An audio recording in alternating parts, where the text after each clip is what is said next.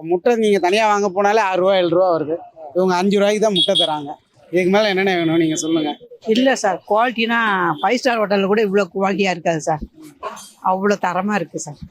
ஆமாம், ரொம்ப ஒரு தப்பும் சொல்ல முடியாது சார். சின்ன பசங்க, ஸ்கூல் பசங்க, வயசானவங்க எல்லாரும் வந்து சாப்பிட்றாங்க சார். நல்ல காரில் கூட வந்து வந்து இறங்கி வாங்கி சாப்பிட்டு போகிறாங்க சார். ஆமாம் சார். குவாலிட்டிலாம் சுத்தம்லாம் இல்லை, நல்ல பயங்கர சுத்தம். குழந்தைங்களுக்கு பக்கத்தில் ஸ்கூலில் படிக்கிறாங்க, கார்பரேஷன் ஸ்கூலில். அவங்களுக்கு லஞ்சு பிரேக்கில் இந்த லஞ்சு கொடுத்தோம்னா அவங்களுக்கு நல்லா யூஸ் ஆகுது. 10 ரூபான்னு சொல்கிறது ஒரு சின்ன அமௌண்ட்டு.